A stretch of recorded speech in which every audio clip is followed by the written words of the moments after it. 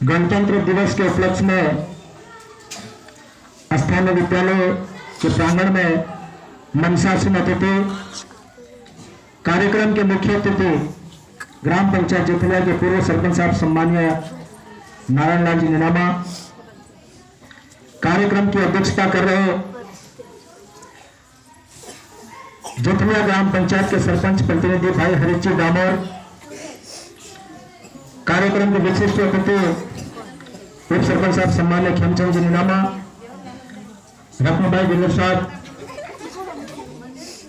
विकास अधिकारी ग्राम विकास अधिकारी महोदय रत्नभाई बिल्लर साहब, लैन अध्यक्ष भाई राजमल जी निनामा, लैन सदस्य मगन जी और प्रकाश जी, महामंडल 2 से मेंबर साहब सम्मान्य रामलाल जी और तमाम मनसासन अतिथि स्थानीय विद्यालय के प्रधानाचार्य और उनके स्टाफ बंधु हैं, गांव से पधारे हुए पिता के बुजुर्गों, माता बहनों, युवा दोस्तों और विद्यालय प्रांगण में बैठा हुआ भारत का भविष्य। आज बड़ा खुशी का दिन है कि आज हम 74वें गणतंत्र दिवस को मना रहे हैं। गणतंत्र दिवस 15 अगस्त 1947 को देश आजाद हुआ। आजाद भारत तो हो गया, लेकिन इस देश को चलाया किस प्रकार से जाए, किस प्रकार से इस देश को चलाया जाए, इस हेतु एक कानून और विधि के माध्यम से देश को चलाया जा सकता है, ऐसे चिंतनशील लोगों ने विचार किया।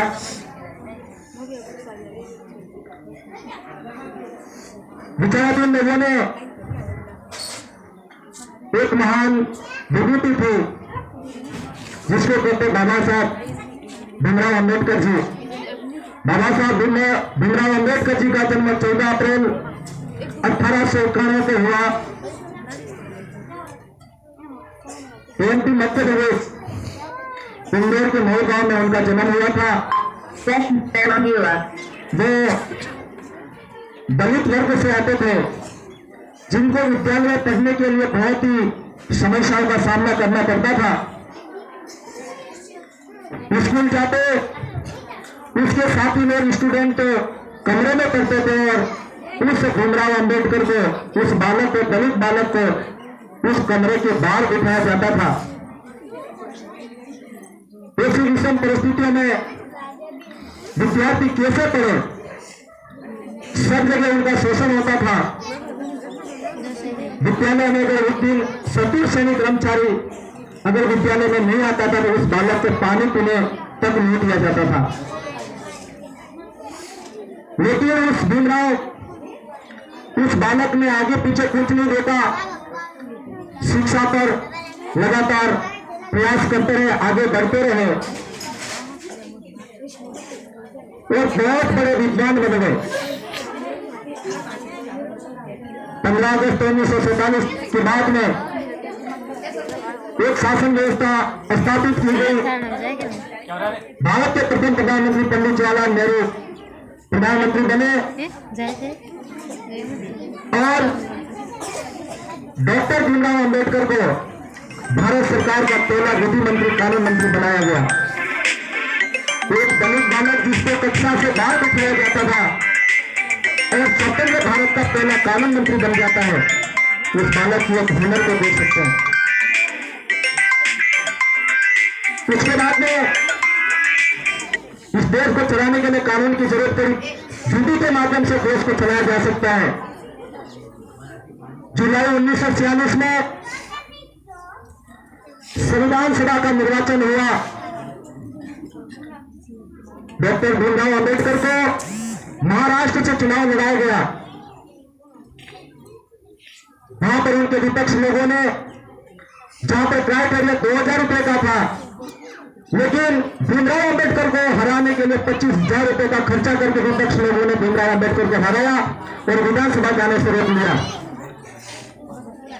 एक विपक्ष के लोगों की एक मानसिकता थी कि भीमराव अंबेडकर के लिए संविधान सभा के दरवाजे पर ठीक है, खिड़कियां भी बंद थी, मतलब संविधान सभा में इस दलित व्यक्ति को नहीं जाने दिया जाना था। फिर पश्चिम बंगाल के जगन्नाथ मंडल नाम का एक प्रतिनिधि व्यक्ति सुन करके गया था। उसने देखा कि अगर भारत का कानून बनाना है, देश को एक नीति के माध्यम से चलाना है, जब तक इस संविधान सभा के अंदर डॉक्टर भीमराव अम्बेडकर जी नहीं जाएंगे, ये देश का ठीक तरीके से चल पाना मुश्किल है। इस देश का कानून संविधान नहीं बन पाएगा। ऐसी स्थिति में जगन्नाथ मंडल ने भीमराव अम्बेडकर को न्योता दिया और कहा कि मैं आपके लिए, मैं मेरे निर्वाचन क्षेत्र से मैं सिर्फ सीट को खाली कर रहा हूं, मैं आपके लिए त्याग पत्र दूंगा और आप आइए और मेरे निर्वाचन क्षेत्र से आप चुनाव लड़िए। जगन्नाथ मंडल पर विश्वास करके उन्होंने उसके पद से इस्तीफा दिया और डॉक्टर भीमराव अम्बेडकर को वहां से चुनाव लड़ाया गया। पश्चिम बंगाल के 4 जिले अच्छे मतों से जीत करके डॉक्टर भीमराव अम्बेडकर जब संविधान सभा में जाते हैं, उस समय संविधान सभा में 299 सीटों का चुनाव हुआ था। उसके अंदर 7 ऐसे प्रतिनिधि चुने हुए थे जो कि संविधान एक कानून बना सकते हैं। 7 लोगों की जिम्मेदारी और पूरे देश का कानून बना देना।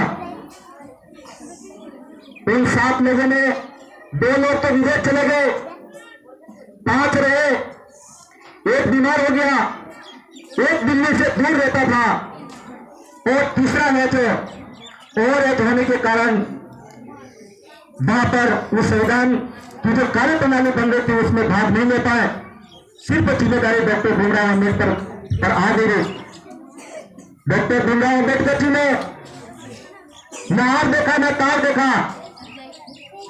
विश्व के तमाम देशों में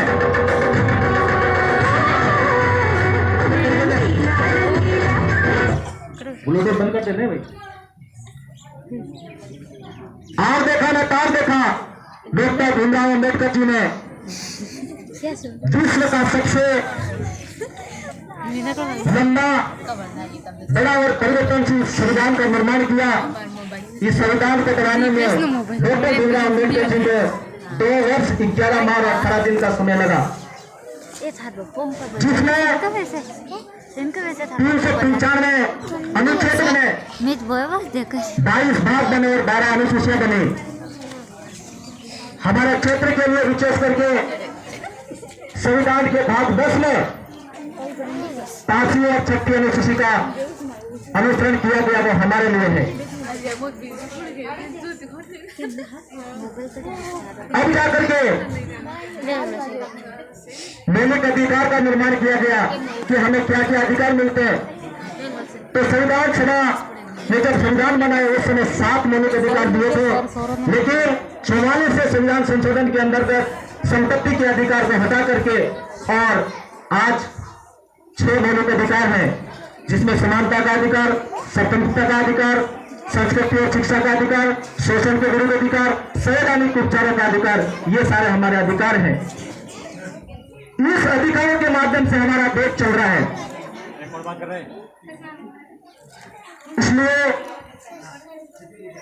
आज हम इस तिरंगे झंडे को लहरा रहे हैं, ये डॉक्टर भीमराव अम्बेडकर की मेहरबानी है।